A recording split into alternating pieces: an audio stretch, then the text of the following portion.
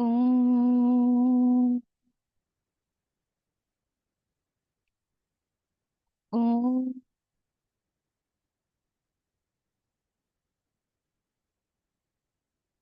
ఓం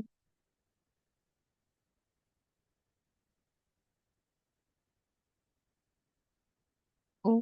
సహనావవతు సహనౌ భునక్తు సహ వీర్యం కరవావహై తేజస్వినావధీతమస్తు మా విద్విషావహై. ఓం శాంతి శాంతి శాంతి. ఓం గురుర్బ్రహ్మా గురుర్విష్ణుః గురుర్దేవో మహేశ్వరः గురురేవ పరం బ్రహ్మ తస్మై శ్రీ గురవే నమః. ఓం పార్థాయ ప్రతిబోధితాం భగవతా నారాయణేన స్వయం వ్యాసేన గ్రథితాం పురాణమునినా मध्ये महाभारतम् अद्वैतामृतवर्षिणीं भगवतीम् अष्टादशाध्यायिनीम् अम्ब त्वामनुसन्ददामि भगवद्गीते भवद्वेषिणीम्. हरि ओम. भगवद्गीता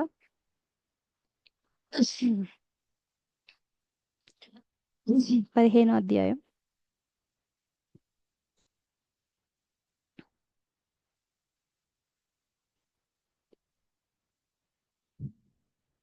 లెవెన్త్ శ్లోకం చదువుదాము. ఒకసారి రిపీట్ చేయండి నాగలత గారు. యతంతో యోగినశ్చైనం యతంతో యోగినశ్చైనం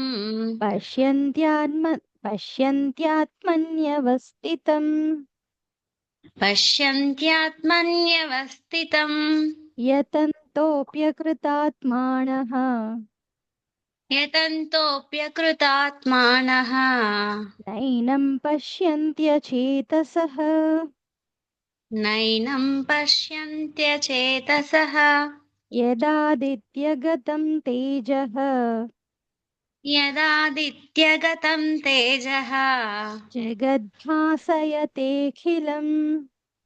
జగద్భాసయతేఖిలం యచ్ఛంద్రమసి యచ్ఛాగ్నౌ యశ్చంద్రమసి యశ్చాగ్నౌ తత్తేజో విద్ధి మామకం తత్తేజో విద్ధి మామకం గామావిశ్య చ భూతాని గామావిశ్య చ భూతాని ధారయామ్యహమోజసా ధారయామ్యహమోజసా పుష్ణామి చౌషధీః సర్వాః పుష్ణామి చౌషధీః సర్వాః సోమో భూత్వా రసాత్మకః సోమో భూత్వా రసాత్మకః అహం వైశ్వానరో భూత్వా అహం వైశ్వానరో భూత్వా ప్రాణినాం దేహమాశ్రితః ప్రాణినాం దేహమాశ్రితః ప్రాణాపానసమాయుక్తః ప్రాణాపానసమాయుక్తః పచామ్యన్నం చతుర్విధం. పచామ్యన్నం చతుర్విధం. రైట్. సో భగవంతుడు చెప్తున్నాడు, ఎవరైతే ఈ దృష్టి పెంచుకుంటారో, ప్రయత్నించి సాధన చేసి ఆధ్యాత్మిక విలువలు పెంచుకొని ఈ భగవంతుడే అనే విషయం తెలుసుకుంటారో వాళ్ళకి ఈ విషయం సుస్పష్టంగా అర్థమవుతుంది. కానీ సాధన చేయకుండా జస్ట్ ఇన్ఫర్మేషన్ మాత్రమే తెలుసుకుంటే వాళ్ళకి ఏం గోచరించదు అని చెప్తున్నారు. దెన్ దాని తర్వాత ఆదిత్య సూర్యుడిలో, చంద్రుడిలో, అగ్నిలో వెలిగే ఆ ఓజస్ శక్తి ఏదైతే ఉందో వాటన్నింటికి ఆధారం నేనే. నా తేజస్సు నుంచే, నా నుండే వాళ్ళందరికీ ఆ వెలుతురు అనేది, వెలుగు అనేది వాళ్ళు ప్రసాదిస్తున్నారు అని చెప్తున్నారు.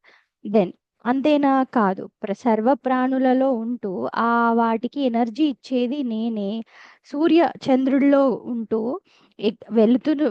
వెలుగునిస్తూ దాంతో పాటు ఈ భూమి మీద కావాల్సిన ప్రాణులకి ఔషధ శక్తుల్ని ఇచ్చేది కూడా లని ఇచ్చేది కూడా నేనే అని చెప్తున్నాడు. దెన్ మనం మెయిన్ శ్లోకం చూసాం, అహం వైశ్వ. సో ప్రతి ఒక్కరూ స్వీకరిస్తున్న ఆహారాన్ని లోపల వైశ్వానరుడిలాగా ఉంటూ డైజెషన్కి కావలసిన ఆ ఏదైతే శక్తి ఉందో అది నేనే. సో ఎట్లాగా వైశ్వానరుడిలాగా ఒక జఠరాగ్నిలాగా ఉంటున్నాను. ఆ అగ్ని కూడా ఎట్లుంది, మనం ఏది స్వీకరించిన పచామి అన్నం చతుర్విధం. సో 4 విధాలుగా ఆహారం మనం ఏది స్వీకరించినా కూడా ఇదంతా కూడా లోపల వైశ్వానరుడు అంటే అగ్నిలాగా ఉండి దాన్ని అరిగిస్తున్నాడు అని చెప్తున్నాడు.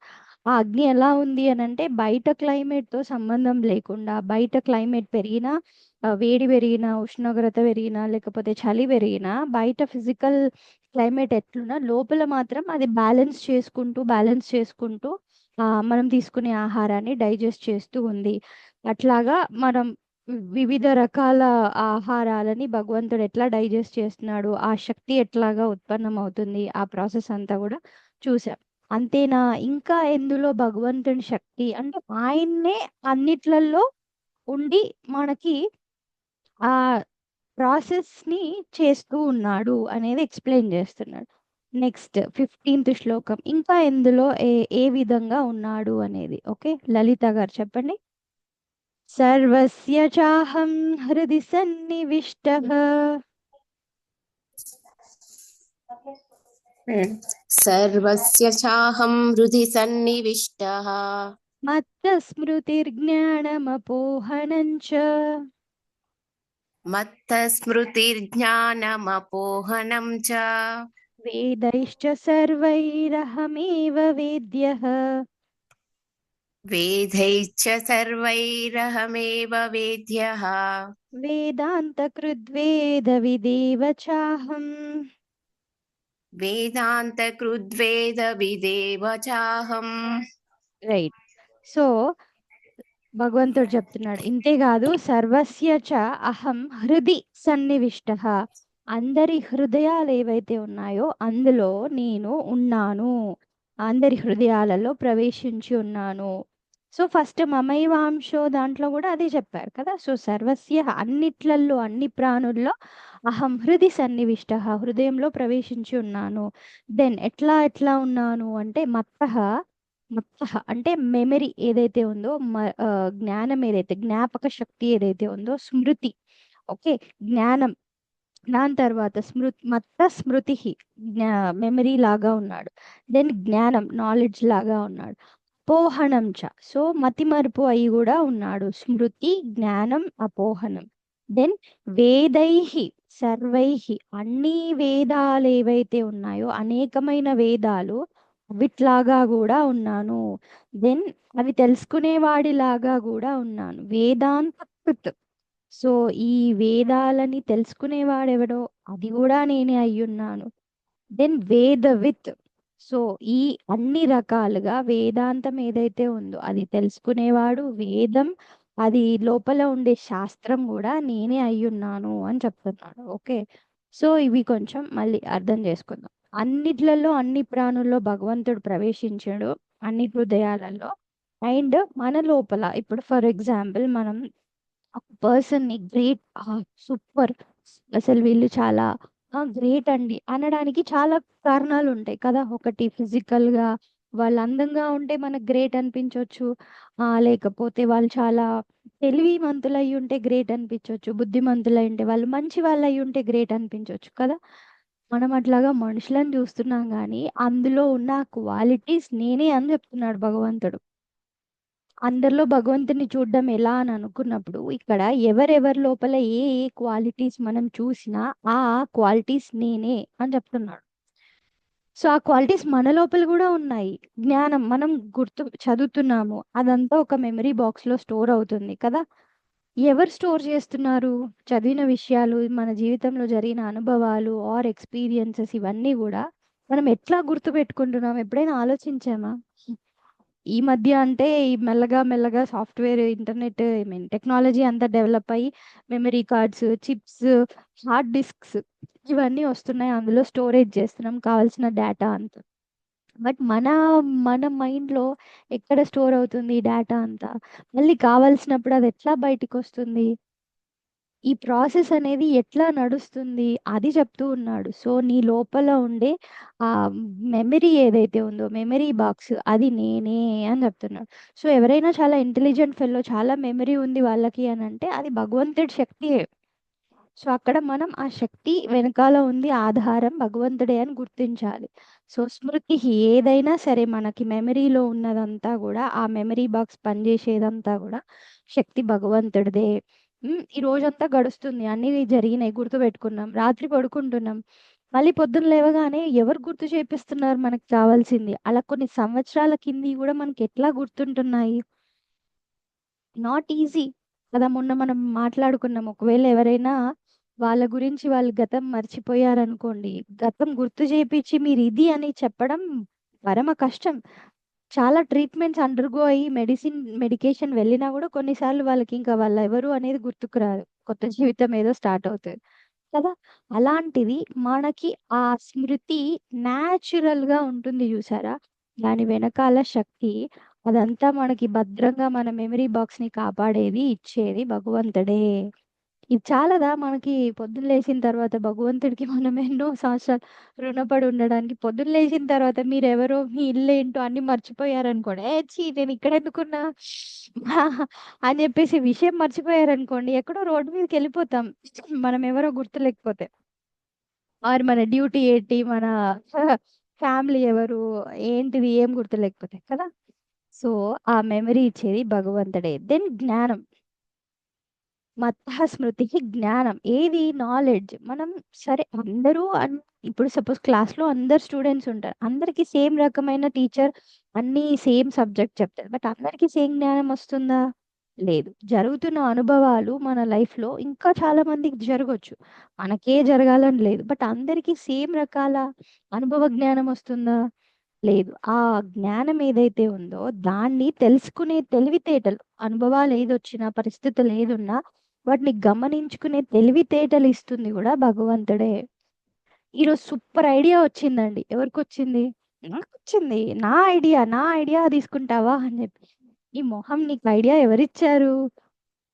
నేను ఆలోచిస్తే వచ్చింది. ఆ ఆలోచన శక్తి ఎవరిచ్చారు? ఆ తెలివితేటలు ఎవరిచ్చారు? ఆహ్, చురు చురుగ్గా ఆలోచించే పద్ధతి, గ్రహణ శక్తి ఇచ్చేదంతా గూడా భగవంతుడే. సో, నాలెడ్జ్ ఇంత నేర్చుకున్నాం, ఇంత ఇన్ఫర్మేషన్, ఇంత సబ్జెక్టివ్ నాలెడ్జ్ వచ్చింది అంటే నీకదిచ్చేది దాన్ని గ్రహణ శక్తి కింద పెట్టేది గూడా భగవంతుడే. అది గూడా నాదే మత్తః స్మృతిః. ఓకే. సో, బట్ మాతాజీ కొన్ని కొన్ని విషయాలు మర్చిపోతాం గదా! ఎంత గుర్తుపెట్టుకోవాలనుకున్నా గుర్తుండయి గదా! కొన్ని సబ్జెక్ట్స్ అసలు ఎక్కనే ఎక్కవు గదా! అంటే యెస్. అపోహనం మనకి మతిమరుపిచ్చింది గూడా భగవంతుడే అంట. Very very important. ఒకవేళ మతిమరుపు లేదనుకోండి పిచ్చోళ్ళం అయిపోతాం. ఒకవేళ మన జీవితంలో జరిగిన కొన్ని సంఘటనలని మనం మర్చిపోవాలి అని అనుకుంటే, జ్ఞానం మాత్రమే స్మృతి మాత్రమే ఇచ్చిండనుకోండి, పొద్దున్న లేసినప్పటి నుంచి అవే గుర్తొస్తే మన మైండ్ బద్దలైపోతది. జరగని మనకి ఇష్టం లేని అనుకూలమైన సిట్యుయేషన్స్‌ని ఎంత వీలైనంత మర్చిపోతే అంత మంచిది కదా! ఆ మతిమరుపు శక్తి గూడా భగవంతుడే ఇచ్చాడు. సీ ఆయన అసలు ఏమంటారు సూపర్ మార్కెట్ ఆయన దగ్గర ఏదంటే అది ఉంది. ఇది గావాలా? ఇది తీసుకోండి. ఇది గావాలా? తీసుకోండి. ఏదైనా సరే ఆయన దగ్గర ఉంది. నీకు మతిమరుపుంది. ఇది నువ్వు మర్చిపోతున్నావు. ఇది భరించలేని నిజం. ఇది అవసరం లేదు మన లైఫ్‌లో అని అనుకుంటే బరువవుతుంది అనంటే ఆయనే తీసేస్తాడు. తీసేస్తేనే అలా తొలగించి మర్చిపోయి ముందుకెళ్తాం మన జీవితంలో. సో, అపోహనం ఆ మతిమరుపు శక్తి ఏదైతే ఉందో అది గూడా మనం ఇంకా జీవితంలో ముందుకెళ్ళడానికి ఇచ్చేది భగవంతుడే. అంతేనా వేदैः అనేక శాస్త్రాలు, అనేక వేదాలు, అనేక రకమైన శాస్త్రాలున్నప్పుడు అవి లౌకిక జ్ఞానమైనా సరే, ఇంకెలాంటి విషయమైనా సరే వాటన్నింటికి మూల కారణం నేనే. వాటన్నింటికి ఆధారం నేనే. యావత్తు గ్రహించే శక్తి గూడా నేనే. వేదాంతకృత్. ఈ ప్రపంచం ఎట్లా అవ్యక్తం నుంచి వ్యక్తమైంది? భగవంతుడెవరు? అసలు దీన్ని నిలబెట్టేదేంటి? అదంతా మనకు తెలిపేది వేదాంతం. సో, దీనిని అసలు తయారు చేసింది, తెలుసుకునేది కూడా ఆయననే. సో ఇప్పుడు మనం వేదాంత శాస్త్రం చదువుకుంటున్నాము అని అనుకుంటున్నాం. అసలు ఆ శాస్త్రం ఏంటి? ఆయన గురించే ఉంది. తెలుసుకునేది ఎవరు? మనలో ఉంటున్న ఆయననే. ఆ తెలుసుకోబడేది కూడా ఆయననే. వేదవిత్, భౌతిక శాస్త్రాలు, ప్రాణులకి సంబంధించిన చైతన్య జ్ఞానము, ఇవన్నీ కూడా ఏదైతే ఉన్నాయో అవన్నీ కూడా తెలుసుకునేది, తెలియబడేది అంతా కూడా ఆయనే అనే విషయాన్ని చెప్తున్నా. నేనే అనే విషయాన్ని చెప్తూ ఉన్నాడు. సో వేదాంతకృద్వేద విదేవ చ అహం. అహం నేనే ఆ శాస్త్రంలో ఉన్నాను, వేదాంత జ్ఞానంలో. నా ద్వారానే తెలుసుకోబడుతుంది, నేనే తెలుసుకునేది అనే విషయం చెప్తూ ఉన్నాడు. అంటే మన జీవితంలో మన అస్తిత్వం ఏంటి? ఇంకా నేను నేను నేను అనుకునే ఒక ఫేక్ అహంకారం తప్ప, రియాలిటీకి అన్ని చెక్ చేస్తే అన్నిట్లలో ఆయనే ఉన్నాడు. అరే మనం తింటున్న ఆహారం, డైజెషన్ చేస్తున్న పవర్, ఎక్స్క్రీషన్ పవర్, అన్ని రకాలుగా మన చుట్టూ ఉన్న అవైలబిలిటీ అయిన ప్రపంచంలో ప్రతి దాంట్లో ఒక శక్తి ఆయన ద్వారానే వస్తుంది. మరి ఇదే కదా అందరికీ డౌట్. మరి అంతా ఆయనే ఉన్నప్పుడు మంచిగా ఉండొచ్చు కదండి, ఇంకా చెడు ఇవన్నీ ఎందుకు వస్తున్నాయి కదా? మళ్ళీ డౌన్ క్వశ్చన్ ఇది, చాలా యూనో ఫస్ట్ సీకర్ అడిగే క్వశ్చన్ ఇది. అంటే ఇప్పుడు ఆయననే ఉంటున్నాడు, ఆయన శక్తి అన్నిట్లలో ఉన్నది. కానీ వినియోగదారులం మనం. మనం ఎట్లా వినియోగించుకుంటున్నాము అనేది మన ప్రాబ్లం. ఇప్పుడు పైనుంచి ఒక ముత్యపు వర్షం ఏదైతే వస్తూ ఉందో, అది ఆ పక్షి దగ్గర పడినప్పుడు అది ఉంటది కదా, ముత్యం చిప్పలో పడినప్పుడు ముత్యం అవుతుంది. అదే పాము నోట్లో పడితే విషం అవుతుంది.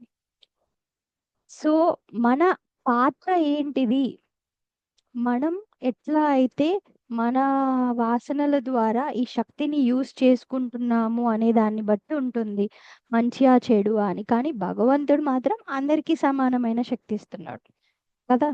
సో ఈ విషయం మీరు ఆనెక్వెస్ట్ మూవీ చూసినట్లయితే ఉంటే అందులో క్లియర్గా స్వామి శివానంద్ అండ్ గురుదేవ్ ముందు బాలకృష్ణ మీనన్ వాళ్ళిద్దరి మధ్యలో కాన్వర్జేషన్ జరుగుతుంది. సో మరి ఇంకేంటి, అన్నిటికీ ఆధారం భగవంతుడే అయినప్పుడు మంచిగా ఉండొచ్చు కదా. ఈ చెడు ఎందుకు జరుగుతుంది, ఇన్ని చెడు విషయాలు ఎందుకు జరుగుతున్నాయి ప్రపంచంలో అని అంటే, భగ కార్ నడవడానికి కారణం పెట్రోల్. ఏ కార్ అయినా సరే పెట్రోల్ కదా, petrol diesel what ever in దాని ఆయిల్. అట్లాంటిది శక్తి భగవంతుడి శక్తి, కానీ నడిపేది మాత్రం డ్రైవర్ కదా. డ్రైవర్ తీసుకెళ్ళి ఎక్కడో యాక్సిడెంట్ చేసి ఎక్కడో కార్ డ్యామేజ్ చేస్తే పెట్రోల్ని తీసుకెళ్ళి అరెస్ట్ చేయం కదా, పెట్రోల్ని తీసుకెళ్ళి ఫైన్ వేయం కదా, పెట్రోల్ని నిందించలేం కదా నువ్వు ఎందుకు వర్క్ చేసావు అని చెప్పేసి. సో పెట్రోల్ నిమిత్త మాత్రం అన్ని వెహికల్స్లలో పనిచేస్తుంది, ఆయిల్ అన్నిట్లలో ఉంటుంది. కానీ దాన్ని డ్రైవ్ చేసేవాడి చేతిలో ఉంది, ఏ విధంగా డ్రైవ్ చేస్తాడు. సో అందరికీ సమాన శక్తులు ఇస్తున్నాడు, మనకు అందరికీ శరీరం ఇచ్చాడు, అందులో కావలసిన ఎనర్జీస్ ఇచ్చాడు.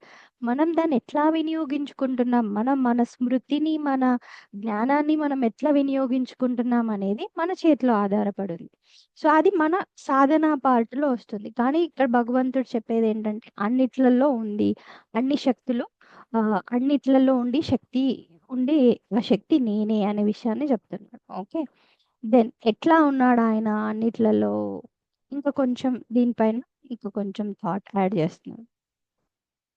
16th శ్లోక వకుల గారు.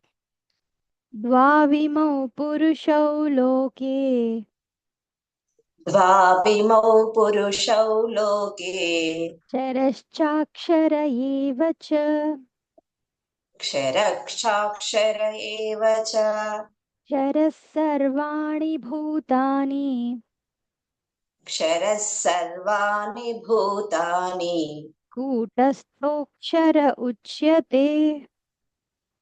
कूटस्थोऽक्षर उच्यते।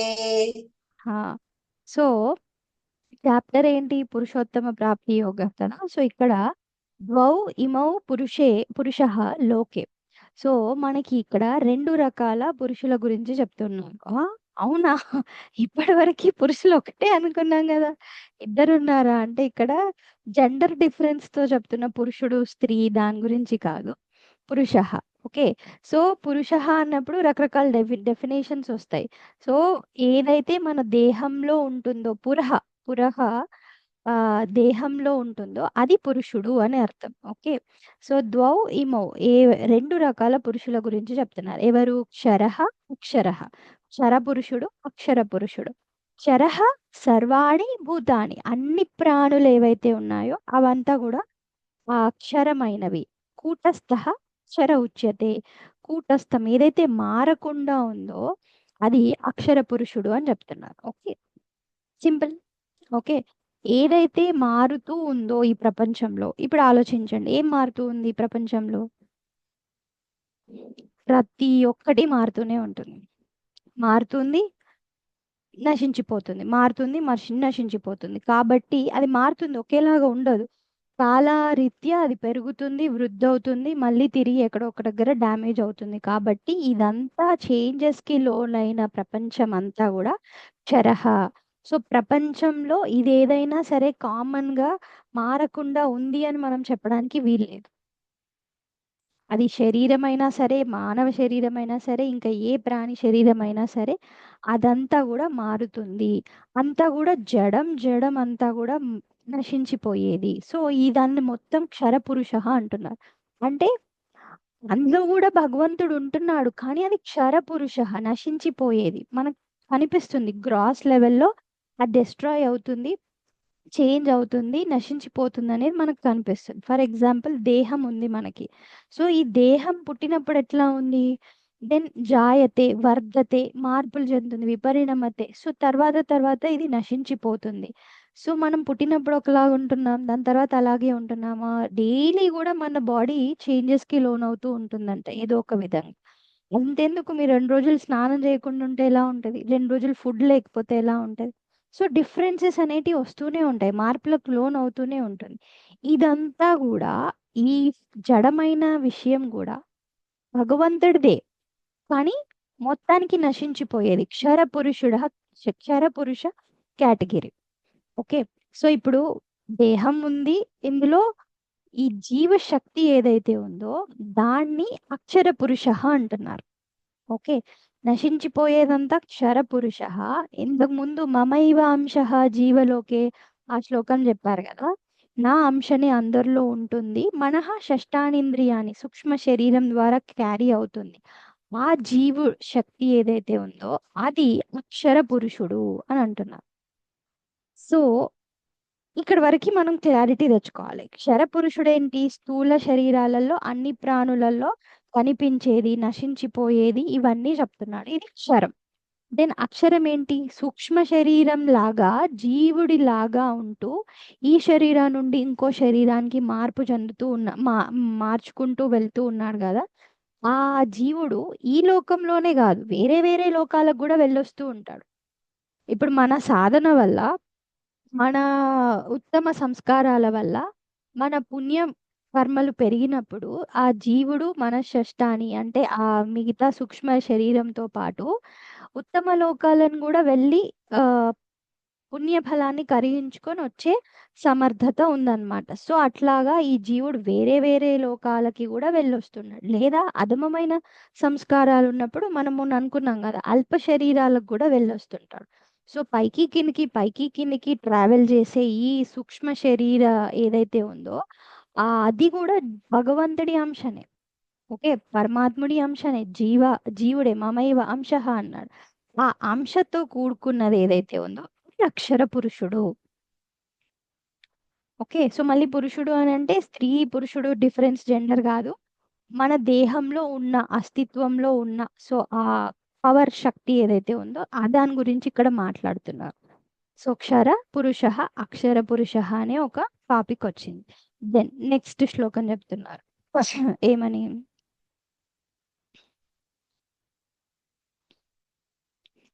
17 ఉత్తమః పురుషస్త్వన్యః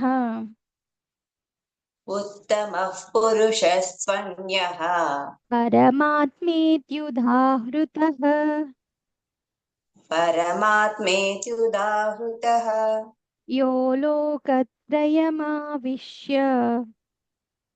यो लोकत्रयमाविश्य బిభర్తవ్యయ ఈశ్వరః बिभर्तव्यय ईश्वरः రైట్. ఇప్పుడు ఇక్కడ ఇంకో పాయింట్ చెప్తున్నా. ఉత్తమః పురుషః తు అన్యః. ఇంకా వేరే ఉత్తమ పురుషుడు ఎవరైతే ఉన్నారో ఆయన వేరే అయ్యున్నాడు. ఓకే. సో క్షరః అక్షరః పురుషుని చెప్పిన తర్వాత ఉత్తమ పురుషుడు అనేవాడు ఒకడున్నాడు. అతన్ని పరమాత్మ ఇతి ఉదాహృతః, పరమాత్మ అని అంటున్నాము. యహ లోకత్రయం ఆవిశ్య, ఈ నాశనం లేని ఈ ఈ బిభర్తవ్యే ఈశ్వర, ఈ ప్రపంచం మారుతున్న ప్రపంచం ఏదైతే ఉందో అదంతా కూడా ఆ ఈశ్వరుడు ఆయన భరిస్తూ ఉన్నాడు, అందులోకి ప్రవేశించి ఆయన భరిస్తూ ఉన్నాడు. ఆయన నాశనం లేనివాడు. కంప్లీట్ ఫైనల్ పరమాత్మ ఎవరు? ఉత్తమ పురుష అని చెప్తున్నారు. సో ఉత్తమ పురుషుడు ఎవరు? క్షరపురుష, నశించిపోయేది శక్తి, అన్నిట్లలో ప్రపంచంలో జడ రూపంగా కనిపిస్తుంది. అక్షర పురుష మనకి మన లోపల ఉన్న జీవశక్తి ఏదైతే ఉందో అది భగవంతుడి చైతన్యమే, కానీ మారుతూ మారుతూ సంస్కారాలను బట్టి పైకి కిందికి తిరుగుతూ ఉంది.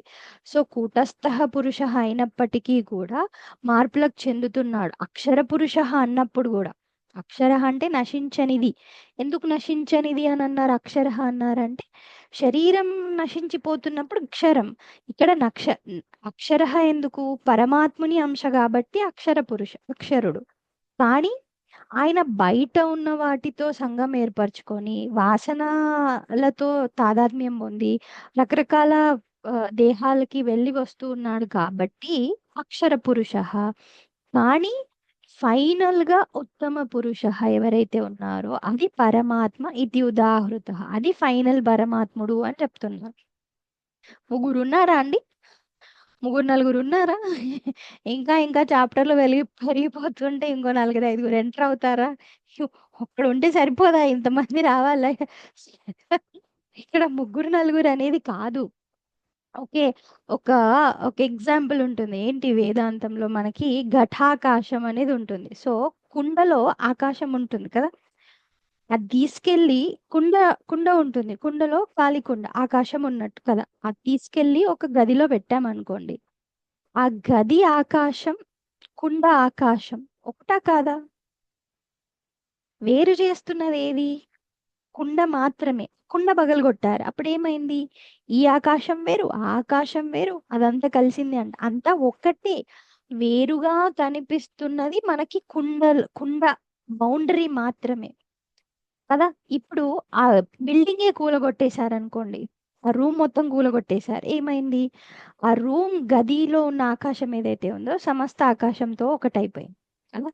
సో ఇక్కడ మన శరీరం అనే పరిమితి ద్వారా మనం చూస్తుంటే ఓకే జీవుడు ఇట్లా వ్యక్తం అవుతున్నాడు అని, బట్ ఆయన శక్తి ఉంది, కానీ పరిమితులైన శరీరం ద్వారా, పరిమితి అయిన మనస్సు ద్వారా, బుద్ధి ద్వారా ఆ విధంగా గోచరిస్తుంది.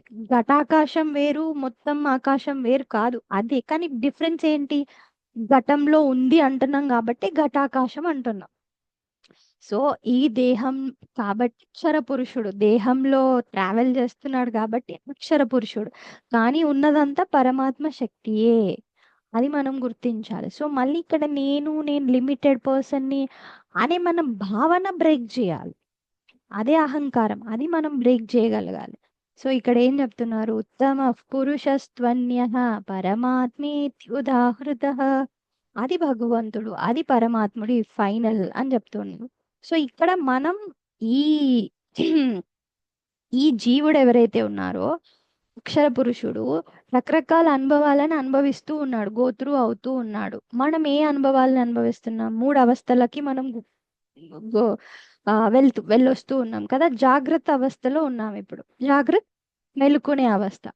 దాని తర్వాత స్లోగా మనకి సుషుప్తి అవస్థ, స్వప్న అవస్థ కూడా మనం వెళ్ళొస్తూ ఉన్నాం. ఇదంతా కూడా ఈ లోకంలో, ఈ లోకాలను ట్రావెల్ చేసేదంతా కూడా మన బౌండరీలో జరుగుతుంది. కానీ ఉత్తమ పురుష, ఆ పరమాత్ముడు ఏదైతే ఉన్నాడో ఇవన్నింటికి కూడా ఫైనల్ గా ఆధారమైన వాడు. సో ఒక్కొక్కసారి మనం ఒక స్థితిలో ఉన్నప్పుడు, ఆ స్థితిలో ఉన్నప్పుడు మనం తెలుసుకోలేం, డీప్ స్లీప్ లోకి వెళ్ళాం, సుషుప్తి అవస్థ. నేను అప్పుడు స్లీప్ లో ఉన్నట్టు నాకు తెలియదు కదా. లేచిన తర్వాత మంచి నిద్ర అని అంటుంటాం. సో 3 అవస్థలలో కూడా 3 లోకాలలో కూడా ఈ తీరులని మనం గమనించలేము కావచ్చు, బికాజ్ లిమిటెడ్ జీవుడు ఇక్కడ. కానీ ఆ పరమాత్మ చైతన్యం ఏదైతే ఉందో అన్ని అవస్థలలో అన్ని లోకాలలో కూడా ఆయననే ఉన్నాడు, ఆయన ఇవన్నింటికి ఆధారమై ఉన్నాడు అనే విషయాన్ని చెప్తున్నాం. ఓకే, సో పురుషోత్తముడు, ఆయన ఉత్తమ పురుషుడు లేదా పురుషోత్తముడు అనేగా పిలువబడుతున్నారు అని చెప్తున్నారు. నెక్స్ట్ శ్లోకం చూద్దాం. యస్మాక్షరమతీతోహం 18. యస్మాక్షరమతీతోహం యస్మాక్షరమతీతోహం అక్షరాదపి చోత్తమః అక్షరాదపి చోత్తమః అతోస్మి లోకే వేదే చ అతోస్మి లోకే వేదే చ ప్రతితః పురుషోత్తమః. ప్రతితః పురుషోత్తమః. నెక్స్ట్ ఏం చెప్తున్నారు అంటే యస్మాత్ క్షరం అతీతః అహం. మరి నేను ఎవరిని అంటే క్షర ప్రపంచం ఆర్ క్షర పురుషుడు ఎవరైతే ఉన్నారో అతనికి అతీతుడు, కంప్లీట్లీ క్షరం నశించిపోయేవి. అసలు అక్కడ భగవంతుడి శక్తి అనేది క్షర రూపకంగా ఉంటుంది, అంటే జడంగా ఆ అస్తిత్వాన్ని ఇచ్చేది పురుషుడు. కానీ ఓవరాల్ గా మాత్రం క్షరానికి అతీతుడు. నేను క్షరం కంటే కంప్లీట్ గా డిఫరెంట్. దెన్ అక్షరాద్ అపి ఉత్తమః. అక్షర పురుషుడు ఉన్నారు కానీ అతని కంటే గొప్పవాణ్ణి. ఓకే, క్షర పురుషుడి కంటే అతీతుని, చాలా డిఫరెంట్. అక్షర పురుషుడి కంటే ఉత్తమమైన వాడిని. అతః అస్మి లోకే వేదే చ. సో లోక వేద చ, లోకంలోను వేద జ్ఞానంలోను కూడా ప్రతితః పురుషోత్తమః, పురుషోత్తముడిలాగా నేను కీర్తింపబడుతున్నాను అనే విషయాన్ని చెప్తున్నారు.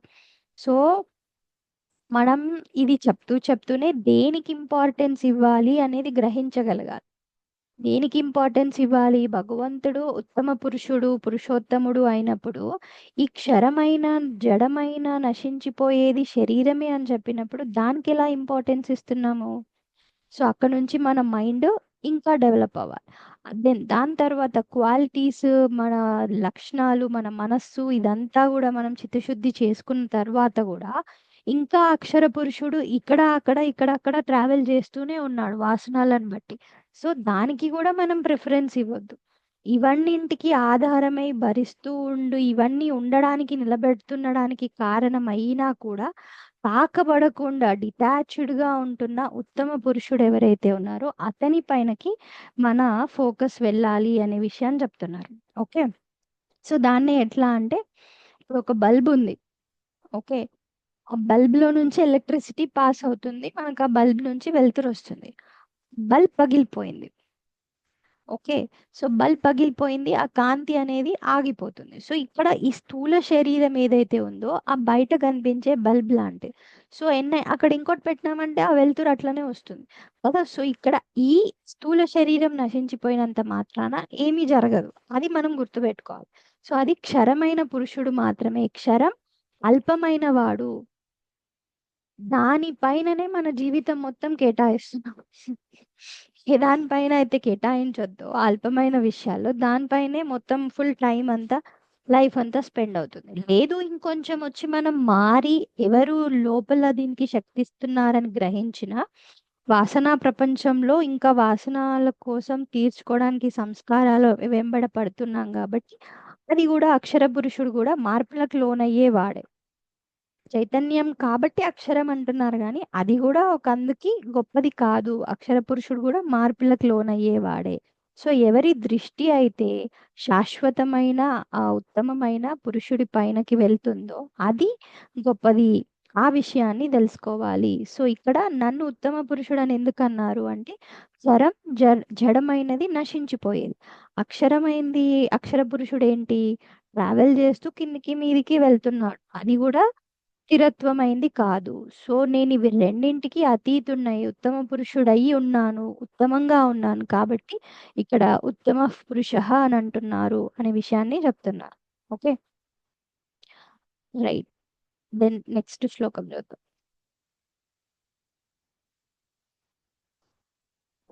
నెక్స్ట్, యో మామేవమసమ్మూఢః यो मामेवमसम्मूढः జానాతి పురుషోత్తమం जानाति पुरुषोत्तमम् స సర్వవిద్ భజతి మాం स सर्वविद् भजति माम् సర్వభావేన భారత. सर्वभावेन भारत సో చివరగా చెప్తున్నాడు ఏంటి అంటే, యహ ఈ విధంగా పరమ పురుషుడినైన పురుషోత్తముడినైనా నన్ను ఎవరైతే తెలుసుకుంటారో, యహ జానాతి సహ సర్వవిత్ అన్నీ తెలిసినవాడు అవుతాడు. అట్లాగా అన్నీ తెలిసినవాడు సర్వభావేన అన్ని విధాలుగా నన్ను సేవిస్తాడు. తెలుసుకోవడానికి చెప్పడానికి చాలా ఈజీ అయిపోయింది ఫైనల్ కదా. ఇంతే, ఈ విషయాన్ని ఎవరైతే తెలుసుకున్నారో క్షర అక్షర ఉత్తమ పురుషుడు, నేను ఉత్తమ పురుషుణ్ణి అని తెలుసుకున్న వాడు ఎవడైతే ఉన్నాడో వాడు అన్ని తెలుసుకున్నవాడు. అన్ని అన్ని అన్ని అంటే అన్ని ప్రపంచంలో మనకు తెలియని భాష కూడా మనం తెలుసుకున్నట్టే, తెలియని దేశం గురించి కూడా మనం తెలుసుకున్నట్టే, తెలియని వస్తువు గురించి ఎవరి మనసులో ఏముంది అన్ని, ఇంకా మీరు ఏదైనా చెప్పండి అన్ని తెలుసుకున్నట్టే. మనం ఎందుకు నిజమైన ఉత్తమ పురుషుడిని తెలుసుకోండి, లైన్స్ కాదు, ఇన్ఫర్మేషన్ కాదు, ఆ స్థితి మనకి వచ్చింది అని అన్నప్పుడు అన్నిట్లో ఉంది ఉత్తమ పురుషుడే, అది నేనే అని తెలుసుకున్న తర్వాత ఇంకా మనకు తెలియని దేశం ఏంటి, తెలియని వస్తువు ఏంటి, తెలియని ఆలోచన ఏంటి, అన్నీ నేనే అయ్యున్నాను కదా. సో ఆ విషయ స్థితికి అనుభవం అవుతుంది. అలా నిజాన్ని తెలుసుకున్నవాడు అన్ని వేళలా నన్నే సేవిస్తాడు. నిజంగా సేవించడం ఆర్ భగవంతుని ఆరాధించడం ఆర్ ఎవరికైనా సేవ చేయడం, సేవ అనే పదంలో డిఫరెంట్ టర్మ్స్ మీనింగ్స్ తీసుకున్నా కూడా ఎవరికి సేవ చేస్తున్నాము, దేనికి సేవ చేస్తున్నాము, ఎందుకు సేవ చేస్తున్నాం, ఎన్నో రకాల కండిషన్స్ అప్లైడ్ సేవలు ఉంటున్నాయి. ఇది వస్తే అది చేస్తాం, అదైతే ఇది చేస్తాం, ఇది చేసా అది వచ్చింది కాబట్టి ఇప్పుడు ఇది చేస్తాం. నో, నిజంగా ఆ పరమ పురుషుడి స్థితి వచ్చినావు అని అంటే ఇప్పుడు గా చేసేస్తావు. ఇంకా గా మన లోపల నుంచి మంచితనం అనేది వస్తుంది. సో అది మనం తెలుసుకోవాలి. అట్లా వచ్చినప్పుడు సేవ అనే దానికి ఇంకా మనం ఏ లిమిటేషన్స్ పెట్టం. అండ్ సేవ అనే పదానికి ఎంత అర్థం ఉందో కంప్లీట్గా సేవిస్తాము. ఇక్కడ ఇంకొక ఉత్తమమైన సేవ ఏంటి అని అంటే నేను అని తెలుసుకునే విషయం అంతే.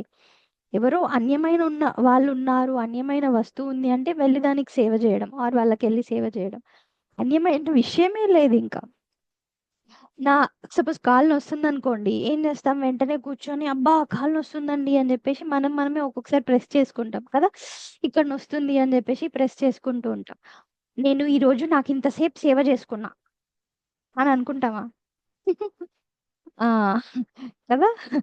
సో ఆ విషయాన్ని భగవంతుడు చెప్తున్నారు. లాస్ట్ ఇంపార్టెంట్ శ్లోకంతో రేపు కంప్లీట్ చేద్దాం.